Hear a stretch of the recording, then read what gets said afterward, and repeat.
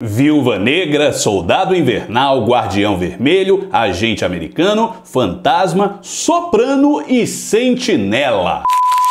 Problema, solução. Bomba. Problema, solução. Bomba. Cara crachá, cara crachá. Tem toda a cara de uma equipe que vai alcançar a glória. Meu povo, aguenta Matheus Barros, sou eu. E eu acho que tá rolando uma dúvida que sequer deveria estar passando pela cabeça de alguns fãs. Mas tá, vamos fazer o quê, né? Ah, os Thunderbolts foram muito mal desenvolvidos para ter aquele final tão surpreendente. Forçaram a barra. Será mesmo? Acharam que seriam grandes salvadores. Não conseguem nem se salvar. Já diz aqui embaixo nos comentários se vocês chegaram a pensar isso, assim, de veras. E antes de continuar essa parada, se eu tô falando de final, é porque esse vídeo vai sim ter spoiler. Ou seja, se estiver fugindo disso, foge daqui também. Só que antes, dá aquele like maroto, se inscreve nesse canal e espalha pros amigos, inimigos, contatinho, asterisco. Sacaram asterisco? Hã? Quem é o asterisco da sua vida? Parou. Certo, a grande verdade, meu povo, é que os Thunderbolts, como muita gente já imaginava por aí, são os novos Vingadores. Os Vingadores não vão aparecer. Quem vai manter o povo salvo? Não Vingadores sombrios, Vingadores da Costa Oeste. Novos Vingadores. Era uma das teorias mais fortes sobre o asterisco, muita gente falava, inclusive eu por aqui, mas foi legal e surpreendente ver como se desenrolou, não foi não, povão? Apesar da Yelena Belova ter aparecido apenas em um filme, nós já tivemos ela também em Gavião Arqueiro, na série, e aquilo serviu muito de base para sacarmos o momento dessa protagonista. Até porque essa equipe é toda errada, né? Não é só ela não. Eles não são heróis, se juntaram por conveniência. Um dos super soldados deles é extremamente deslumbrado com a fama, o Alexei, né? Vamos vencer e ser os heróis na caixa de cereal. E o Nick Fury dessa galera é simplesmente Valentina Allegra de Fontaine, a mulher e personagem que provavelmente tem o pior caráter e a mais sem escrúpulos que já pisou no universo cinematográfico Marvel. Botasse essa mulher pra ter um tete-a-tete com o Thanos, rapaz, nada daquilo teria acontecido. Valentina Allegra de Fontaine. Mas sim, eles são especiais exatamente por isso, meu povo. Vocês se lembram que nem os Vingadores originais se davam bem no começo, assim, eram amigões, rolava fight direto. Nós somos o quê? Uma equipe? Não. Nós somos uma combinação química que provoca o caos. O grande diferencial é que eles eram genuinamente bons, né? Heróis dispostos a fazer o bem desde sempre. Mas ó, acho que a frase, a palavra, na verdade, que melhor define Thunderbolts é equipe. Mais do que os próprios Vingadores, que eram um grupão. Virou família, mas demorou. Não coincidentemente, eles são os novos Vingadores. Olha o histórico de cada um, povão. Nós somos os heróis mais poderosos da Terra. Não! Somos os Thunderbolts! A treinadora foi um problema, tirado do caminho. Vai pra cá! Por isso que eu tava falando no começo que era problema, solução. Bomba! Meu irmão, que tiro seco na testa. Foi bruto, foi repentino e mostrou a frieza da Fantasma, aliás, de toda a equipe. E Helena sequer pestanejou e o John Walker ficou... Tá bom. Nem aí. Eles estavam no automático, perdidos, cumprindo missão em cima de missão em nome da Valentina e, consequentemente, do governo americano. Mas, na verdade, nem eles tinham mais ideia do que queriam. Era um desespero por salvação. Esse lance aí da treinadora, como eu tava falando, serviu para apresentar isso, principalmente pela visão da Helena e da Eva. Eu realmente achei no começo que era um erro, assim. Fiquei até espantado. Eu falei, caraca, a Fantasma mata a outra mulher que tem uma ligação com a Helena e ela fica assim, ó, não voa no pescoço dela! A Helena, junto da Natasha, do Alexei e da Melina, resgatou a Antônia Dreykov da Sala Vermelha e as outras viúvas escravizadas. Não só isso, e Helena tomou pra si a missão de ir atrás de todas as viúvas que estivessem sob o domínio da Sala Vermelha e dar liberdade de viver para essas mulheres. Isso já foi um destino heróico pra um caceta. Mas era secreto, escondidinho.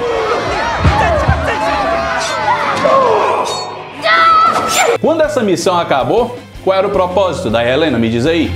Enfim, né? Pra completar, ainda aconteceu um fato que destruiu o coraçãozinho lindo, rosado e bonitinho pra pôr numa vitrine da minha querida Helena. Destruiu o nosso também.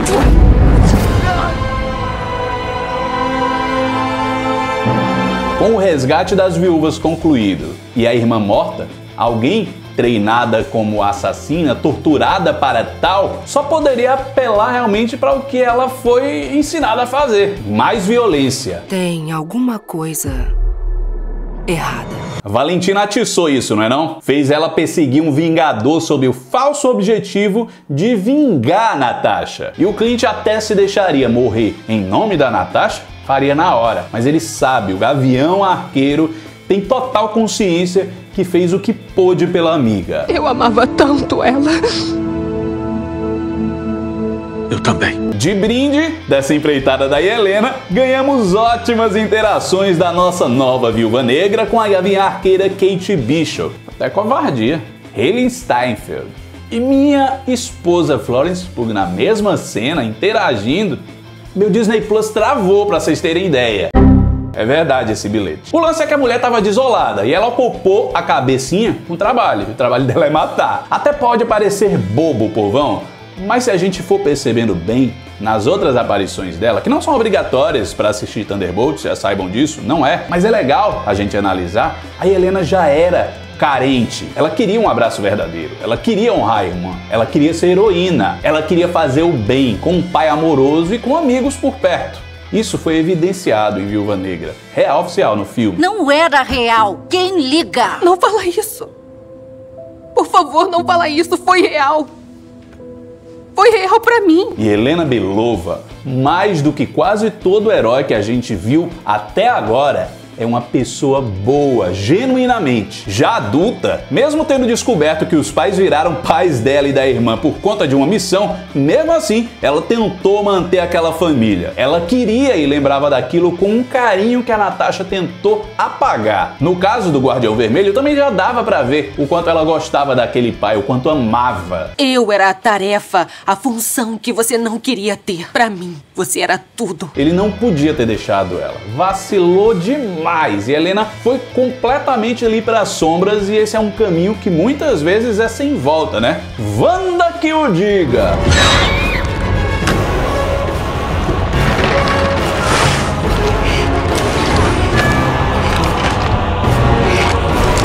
Por sorte e azar, a Valentina estava no caminho dela. O fato é, povo mil, tem lógica uma personagem tão incrível e com um background tão legal ser líder dos Vingadores. Voltando à treinadora, infelizmente ela é o pior de Viúva Negra. Enquanto na época do filme eu já dizia que queria ver a Marvel desenvolvendo mais a Yelena e o Alexei, eu já vi a treinadora e a Sala Vermelha como um todo como o ponto mais fraco. O filme é bom, eu acho. Assim, até o terceiro ato precisar focar nisso, acho bem legal e com personagens que foram apresentados que a gente tá amando mais ainda agora. Então sim, se livrar da treinadora foi tirar um peso. E é graças a isso também que lembramos, porque eu não ia lembrar nem a pau, que a Fantasma também é uma assassina. Sempre foi, mas é de agora. Em Homem-Formiga e a Vespa, vemos ela sendo uma vilã forte, mas que não lembra nem de longe a pessoa que ela realmente é. O objetivo ali era só se salvar. Eva sofreu um acidente por conta do pai cientista, o Cabeça de Ovo, que aqui trabalhava com o Hank Pym. Até que não. Ela ficou sofrendo, literalmente desaparecendo ao longo dos anos. E é fogo, porque no depoimento, né? Ela conversando ali em Homem-Formiga e a Vespa, ela disse que sentia dor constantemente. Boa. Ali sofre, viu? Cada célula do meu corpo se despedaça e se reconstrói sem parar. Sempre. Sempre, todos os dias. Pra completar a tragédia dessa mulher, ela foi acolhida pela SHIELD. É melhor ser acolhida pelo diabo! Mephisto! Eles prometeram pra ela cura para os seus saltos quânticos, só que antes disso transformaram ela em uma arma assassina para missões secretas. A cura nunca veio, né? A Janet Van Dyne, que a curou, voltando lá do reino quântico com os poderes que ninguém entende direito ainda dela. E assim, um histórico desse eu acho que é o suficiente pra ser uma vingadora, não é não? Diz aí. A Helena sabe disso. É por isso que ela, com todo o sentimentalismo que ela pode ter relacionado às Viúvas Negras, ficou ali, ó, num cantinho. Ela entende que missões são dadas pela Valentina e eles só cumprem. Não por maldade, não por querer, mas para preencher aquele vazio que cada um tem. Ao longo do filme a gente vai vendo que ela pede que mesmo depois de morta, respeitem a Antônia. Ela exige, mas meio que entende que o destino dela estava traçado assim como dos outros. A Helena se sentia tão vazia e achava que o destino de todos que estavam com ela ali naquela empreitada era tão escrito que era basicamente assim: viver era sobreviver até o momento de morrer. E essa morte viria o mais breve possível. Como diria João Grilo e Chicó, sofreu do único mal irremediável. Aliás, nessa linha, quem busca nitidamente uma redenção é o Buck, né? Soldado Invernal. O cara foi o braço direito do Capitão América Steve Rogers na Segunda Guerra Mundial, parte do Comando Selvagem. Abatido em combate, ele foi salvo entre muitas e muitas aspas pelos nazistas. Virou um super soldado, assim como seu melhor amigo, mas o mais letal e cruel de todos.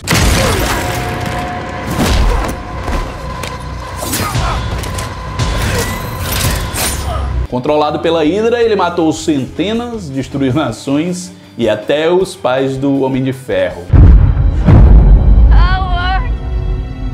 O Buck foi o motivo do Steve lutar tanto contra tudo e todos em Capitão América 2 e 3. O cara não confiava na própria cabecinha, na própria mente, e se arrependia de todas as mortes e maldades feitas quando estava sendo controlado. Ele lembrava disso. Com a mente curada pelos wakandanos, a Shuri, em específico, o bicho papocou na dizimação do Thanos. Aliás, a Helena também foi de Americanas nesse período, hein?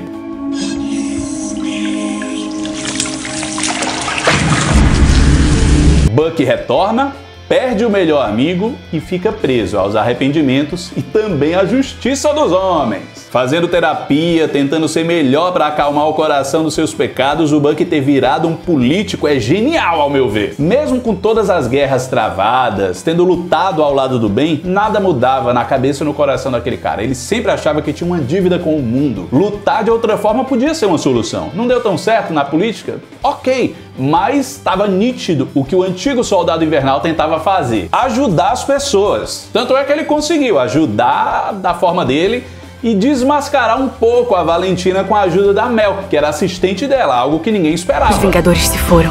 Ninguém tá vindo pra salvar o dia. Os dois só não contavam que a mala da Valentina conseguisse reverter a situação. Sério.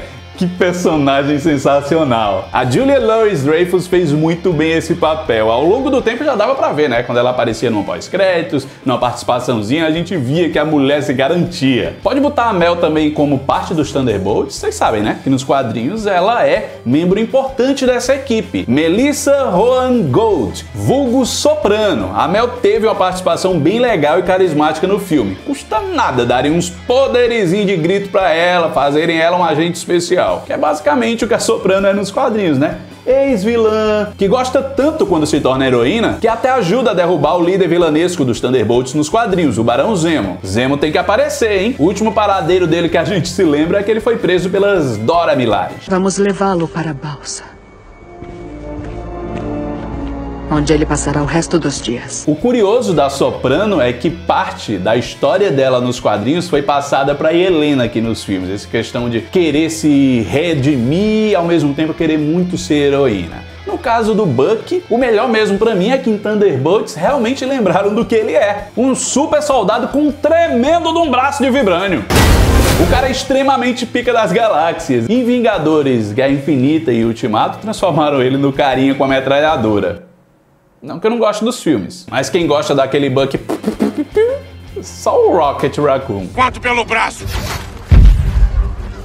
Esse braço vai ser meu. Ligado ali diretamente ao Buck, Kip Walker, Johnny Walker. O cara com o nome de whisky e que deveria ser o novo Capitão América. Ou não deveria, na verdade. Capitão América do Camelô. Só pra você saber, eu fui o Capitão América oficial, tá bom?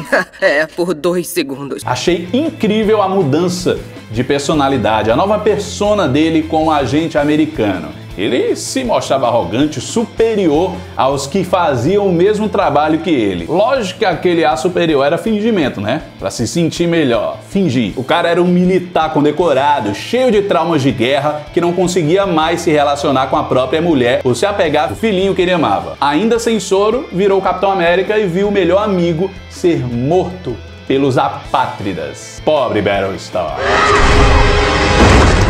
Os apátridas, vocês lembram, né? Imigrantes que depois do blip, o estalo do Hulk, perderam tudo que haviam conquistado e que chamavam de lá. Isso é um negócio muito legal do universo Marvel. Kevin Feige nunca deixou de transparecer que todas as ações tem consequências. Inclusive o ato heróico do Hulk de ter trazido metade do universo de volta trouxe um monte de problemas que a gente viu ao longo dos filmes e séries.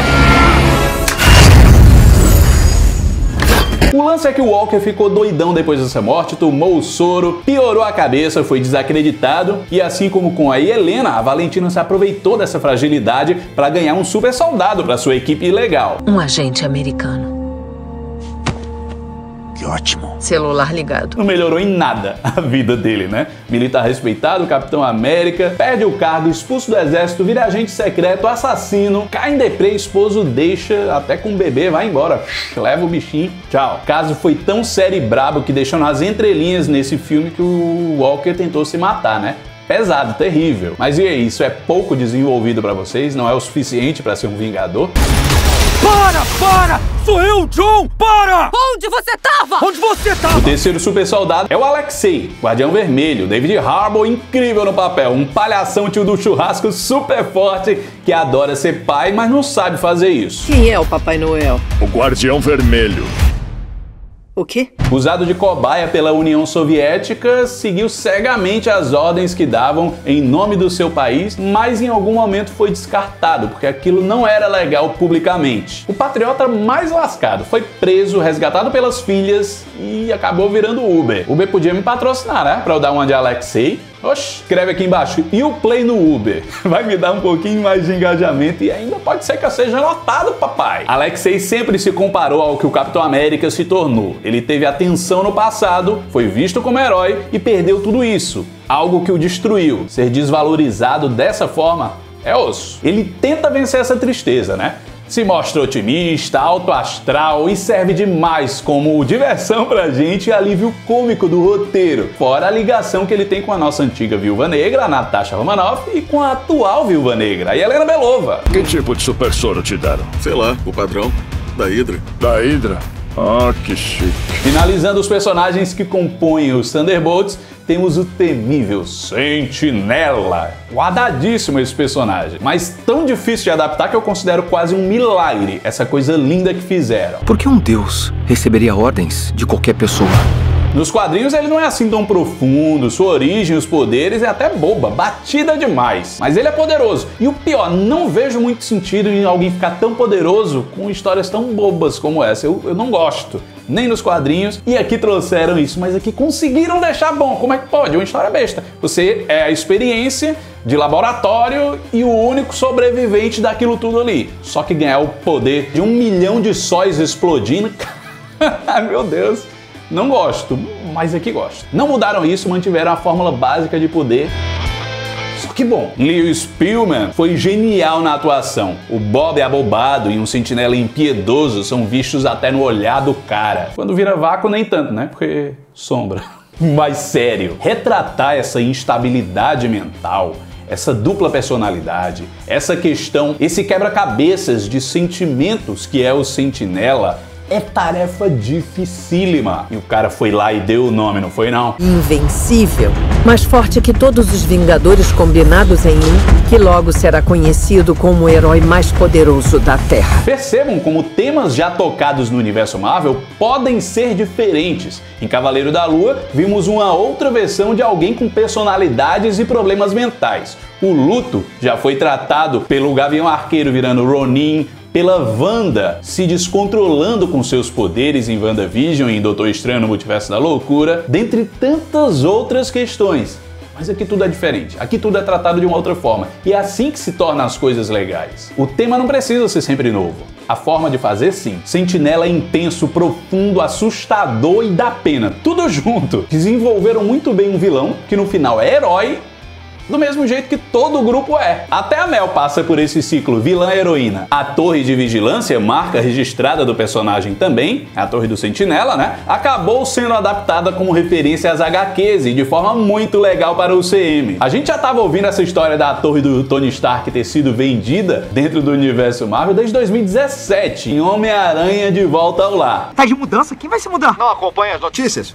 O Tony vendeu a Torre dos Vingadores. Vamos para uma nova instalação no norte do estado. Só agora a gente sabe que foi realmente a Valentina, o governo americano, que comprou a Torre Stark e fez ela como a base para os novos Vingadores. Na moral, a mulher formou uma equipe incrível. O fato do Sam Wilson tá puto da vida é compreensível, pensando no histórico que eu falei dos membros e por ele, o ex-Falcão, atual Capitão América, ter decidido remontar os Vingadores no final de Admirável Mundo Novo. Mas assim, Sam, eles têm a Torre de Vigilância, antiga Torre dos Vingadores, antiga Torre Stark. Eles têm o aval do governo. Você lutou contra o presidente. Pode se debater como uma Magikarpa, mas eles são os Vingadores verdadeiros, não os com Z. Não dá pra fugir do passado. E que bom que eles são.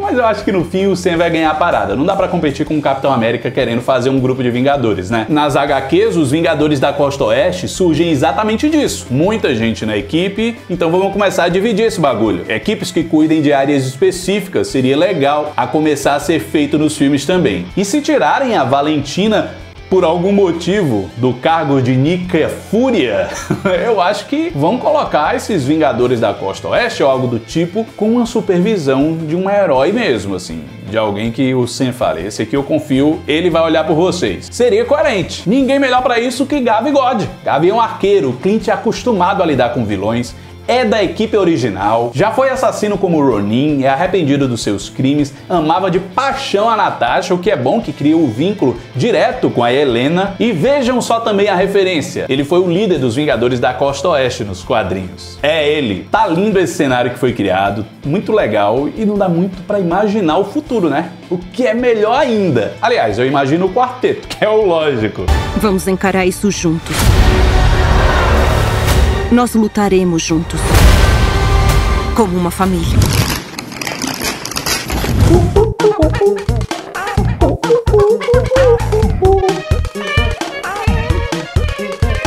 Jamais vou me responsabilizar por minhas danças e músicas por aqui. Mas hoje eu tenho um bal pra comer bonito, ó. Camarãozinho. Hã?